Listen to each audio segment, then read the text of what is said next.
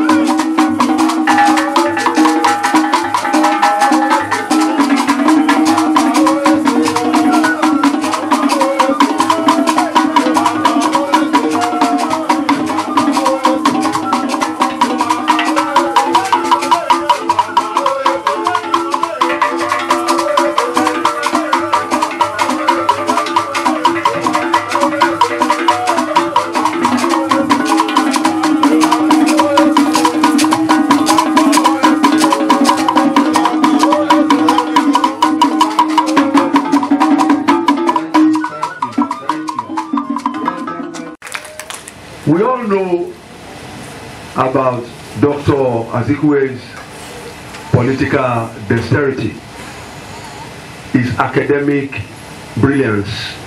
But what most people don't talk about is his athletic prowess.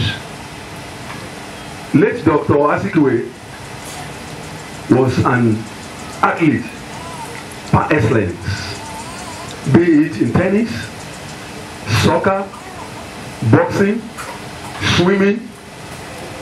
I can go on and on and on, but you don't hear people talk about that. That is probably why he lived so long, because sometimes longevity comes with activities, and of course his level of intellect must also have been affected by his athletic prowess. So that, to me, is something that when I was reading his biography, I piqued special interest in that.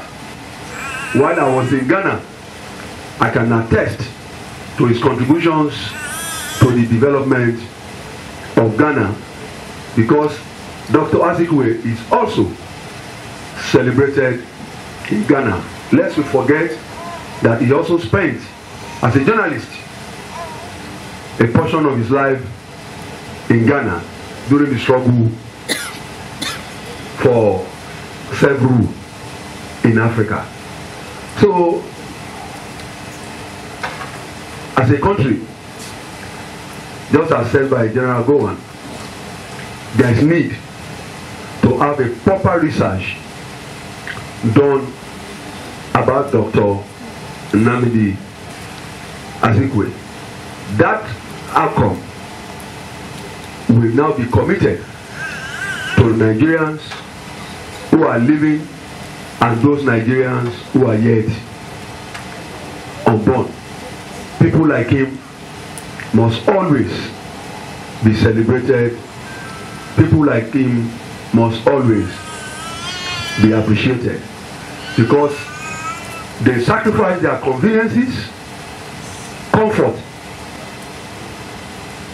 and so on and so forth, for the liberation of this country under the colonial rule, and more importantly, under the military rule. As a young man growing up, I can recall in 1979, when we had an election that was almost stalemated.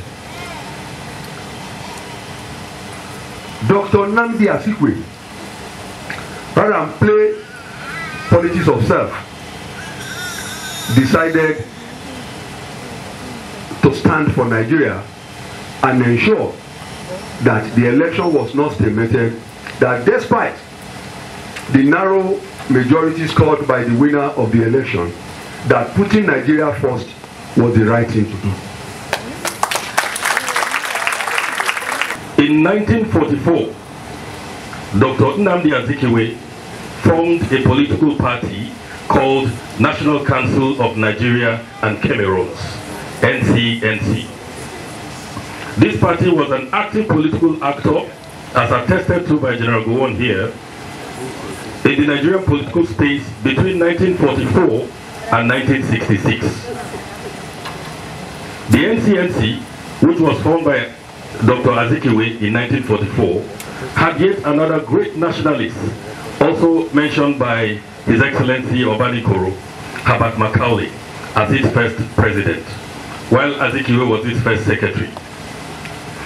Why we make this point is the party was made of nationalist groups, cultural associations, and several labor movements.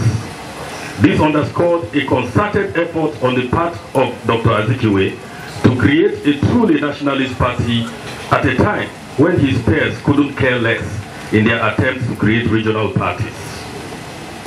Dr. Azikiwe's NCNC embraced different sets of groups from different religions across the country. He did not mind their tribe, their trade, or their backgrounds.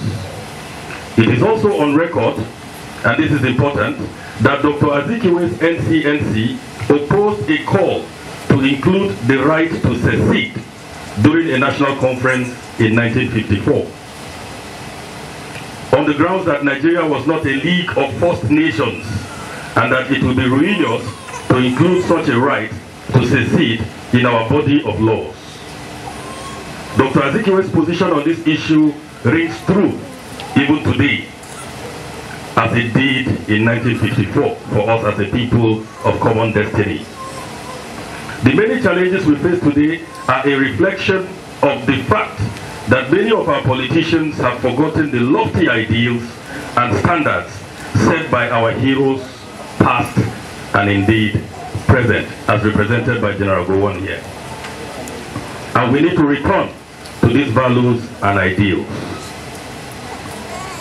Today, it is not news that the price of crude is falling internationally. Analysts are raising the red flag on our projected benchmark price for crude oil in the 2015 budget. In the light of the prevailing facts on ground, many academic forums have been held on the need for Nigeria to begin to chart a determined course towards self-reliance, so as to be able to achieve its set national developmental goals. The question of how much impact all of this has made is a subject matter for extensive debate, which I'm sure we do not have time for here today. It should be stated here that the natural desire of most economic units, be they continental, regional, national, states, ethnic, local, individual, is to minimize dependence on the resources of other economic units. In other words, a normal economic unit would ordinarily want to depend on its own resources for sustenance and growth, while avoiding excessive reliance on external resources. Historically, the Nigerian people are known to be one of the most hardworking and enterprising people in Africa. This is also very true of Ndi-Igbo. We have historically relied on our human and material resources for sustenance and growth. In many of our communities in this country, schools, roads, hospitals and town halls have been built by collective community efforts. It is on record that successive administrations in Nigeria, be they military or civilian, have tried to create policies and programs that promote economic self-reliance and national development. However, the extent to which these policies and programs have achieved the anticipated dividends is a subject for long debate. Indeed, there are those who argue that most of these policies and programs failed due to systemic contradictions in our body politic. It is indeed sad to note that in spite of all the efforts made by successive administrations to pursue the objective of economic diversification and self-reliance, the Nigerian economy still remains a mono economy, even as we recently passed our 54th year of independence. Crude oil is still accounting for the greater percentage of our foreign exchange earnings and budgetary revenues. A large percentage of industrial raw materials and indeed a significant amount of consumer goods are imported into the country year after year. The Nigerian economy continues to be vulnerable to developments in the global crude oil market. Hence, the severe fall in the global price of crude is presently posing imminent challenges to the 2015 budget. The areas that have been adversely affected by this trend include our decaying infrastructure, government revenues from foreign reserves, and private enterprise. Indeed, just for the purpose of recall, I'm not going to expatiate on this, I'll just reel them out. Successive governments, from the time of military governments, have turned out policies and programs aimed at getting Nigeria to a position of self-reliance. Some of these policies include the Operation Feed the Nation, I'm sure some of us still recall, and the Green Revolution program of General Olusegun Obasanjo in the late 70s and President Shehu Shagari in the 80s. These programs were aimed at restoring agriculture to its pride of place in Nigeria. The Structural Adjustment Program of the Babangida regime in 1986 was aimed to establish a private sector-led economy, which was occasioned by steady drop in our nation's revenue profile from crude oil. This program was aimed at restructuring and diversifying the productive base of the economy with a view to reducing our dependence on the oil sector.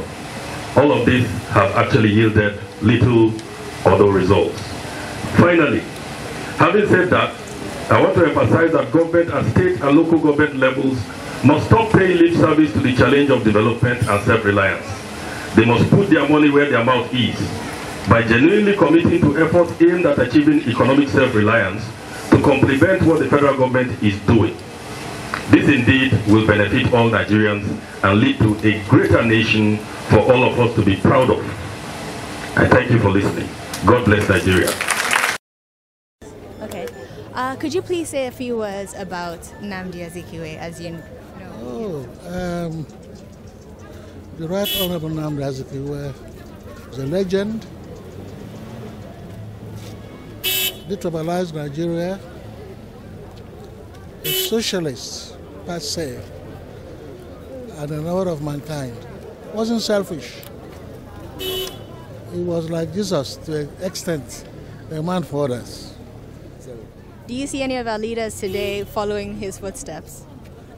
Yes, I would say leaders living our past. Any you can think of, preferably living. Well, John are the one. It's like Zek. He didn't accumulate well. He didn't do anything dehumanizing. He loved people. So, could you please say a few words about Dr. Nnamdi Azikiwe? You see, Nnamdi Azikiwe is generally celebrated by his close associates as an Igbo man. I disagree with them entirely. I think the president who spoke through Senator Ben Obi appeared to me to have done a good justice to him. by describing him, and I think General Gowon did the same, by saying Zik is an Eastern and Igbo man by ancestry, born, in the north, in Zugeru, all right? So by birth, he's a northerner by birth, and in terms of his political orientation, activities, all right, he's completely Nigerian. And by virtue of his international orientation, he's an Africanist par excellence. So we really need to celebrate him more as an internationalist, then as a Nigerian, then before you now come to the ancestral background.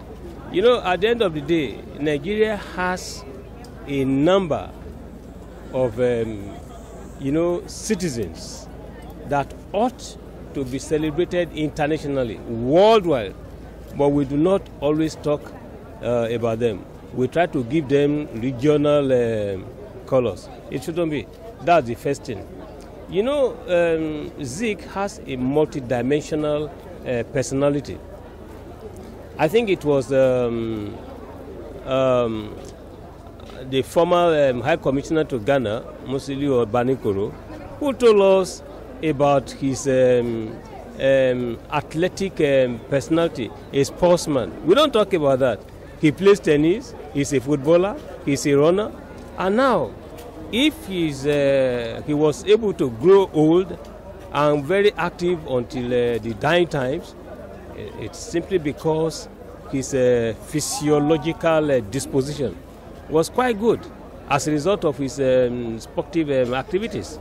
So it's not just the intellectual aspect that he was a journalist, that is a political activist all along. We talk all about that, but there are many, many, many aspects of his life that we've never been talking about. A quick question. What will, considering the insurgency, what do you think Chief Zik Nnamdi Azikiwe will have done differently? As I told you, by comparing Azikiwe, Gowon, and Jonathan together, they have one thing in common. And the common factor, is the factor of consensus, of compromise building. Now, during the days of Azikiwe, he underscored the factor of consensus. Where it wouldn't work, compromise. In political governance. And Gowon did exactly the same by sustaining that. He fought a war in which everybody won and everybody lost.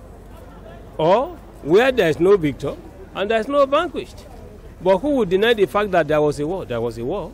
It lasted from 1967 to January 12, 1970. But in his attitudinal disposition to it, even those who recognized the secessionists, he said that there was nothing wrong with that. He reconciled with them. And he put in place the three so-called R's: reconciliation, reconstruction, rehabilitation. So he built on compromise. He sustained consensus. And this under this Jonathanic administration as well. And the concrete evidence is the National Confab.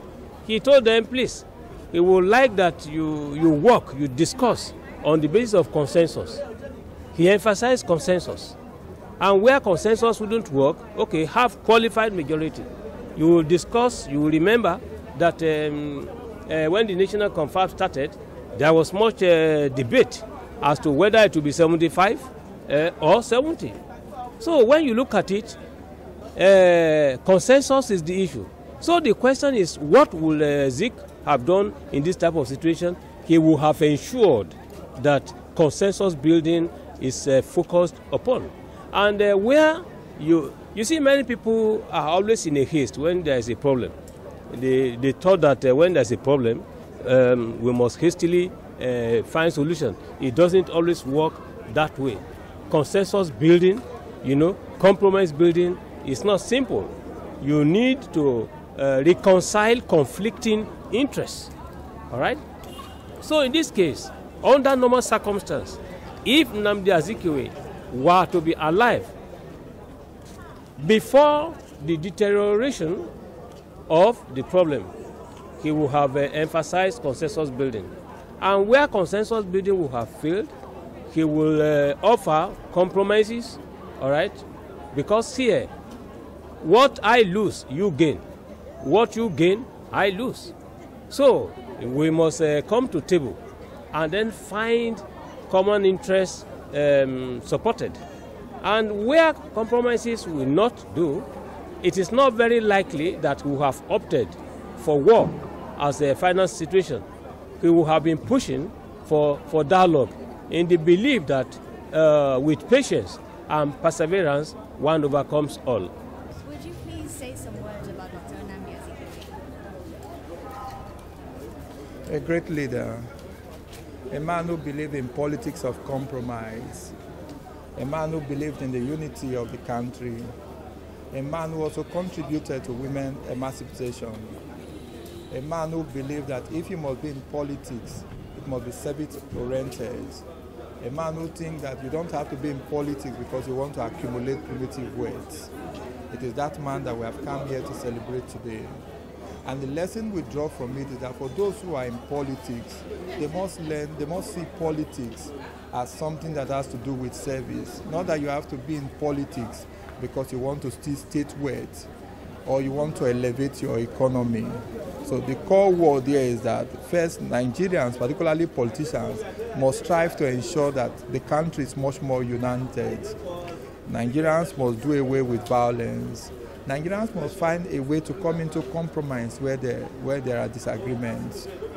And again, for the president and governors, for those who will occupy position in 2015, they must create a larger space for the Nigerian women. And then Nigerian women too must also wake up and also use their figures, translate it into electoral victory by occupying elective positions. Thank you. Thank you.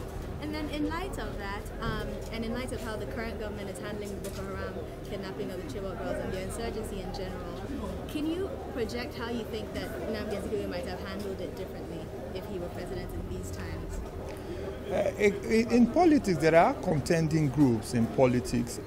What is much more important is the extent in which whoever is in power is able to reach forces that are against him.